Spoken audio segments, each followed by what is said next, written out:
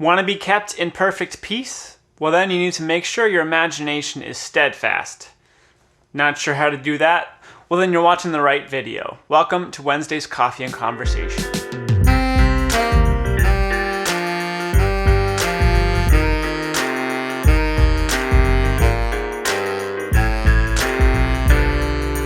Well, welcome back to another Wednesday Coffee and Conversation, a time where we reflect on Sunday's teaching in order to put it into practice in our everyday lives. We're going to go through 3 questions just to help us create some discussion and reflection so that we can actually take Sunday's teaching and live it out and have it affect our lives, change the way we live. I got the privilege of speaking this past Sunday, and I taught a message called Frame. It was all based on Isaiah 26 verse 3, which says, one whose imagination is steadfast, you will keep in perfect peace, for in you they trust. If you missed it, you can go back, find it on our website, wordandfullgospel.com/sermons, or watch it again on YouTube. But it was that verse. It was all about that verse. If we want to be kept in perfect peace, if we want to find true wholeness and make it through to Christ's return and be kept and guarded in His peace and His shalom, then we need to make sure our imaginations are steadfast, that our imaginations are focused on leaning in, dependent upon God's kingdom and who God is. So here are 3 questions for us to discuss and reflect upon that in our own lives. Question number 1. What is your picture of the good life?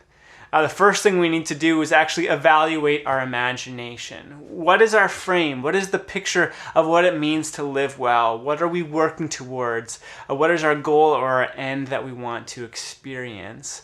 And does that align with God's kingdom? I talked about a couple different ways that we can drift away from God and His kingdom. So take some time to reflect. What is my picture of the good life? Does that actually meet up with God's kingdom? Or are there some ways that maybe I have drifted off course, where I've substituted some things of God's kingdom for the kingdoms of this world? That's the first question for today. We talked about how our imaginations aren't just formed in an instant. It's not just a teaching that we hear or a book we read or a passage of scripture where we see God's kingdom and we go, okay, that's our imagination. It's settled. It's done. No, our imaginations are continually formed by our habits and by the little things in our everyday life.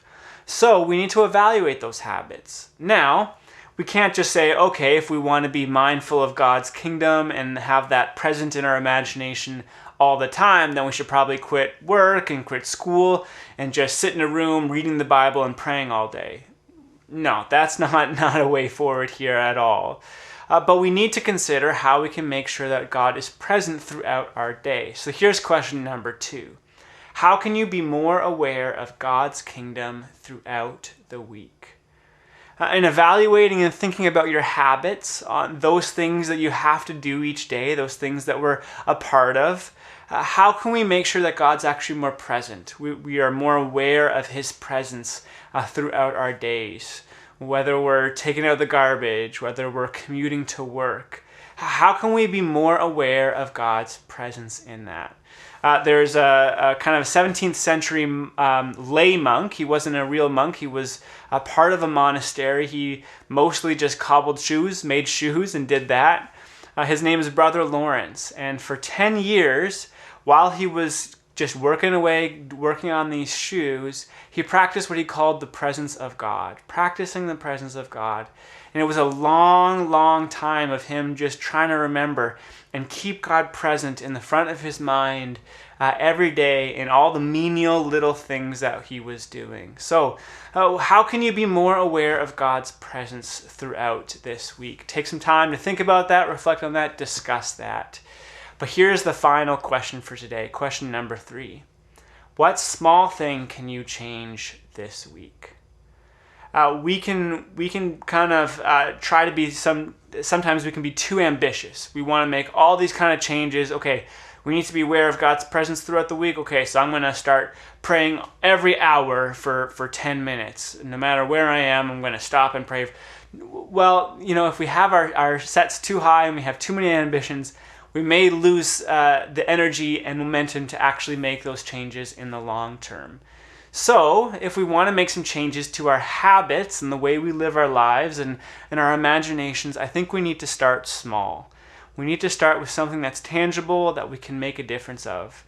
I shared on Sunday about how Kirsten and I were waking up 30 minutes earlier so we can spend that time in prayer and in the Bible before we start our days. If that's a long time, if your morning is really busy, start with 5 minutes. Start with 10 minutes. Start with something. Start with something small that you can do each day in the coming week in order to get your mind, your imagination, your frame focused on God's kingdom. So there's your 3 questions. Remember, call up a friend, spend some time with your family discussing these things so that we can grow together in community. God bless you, church.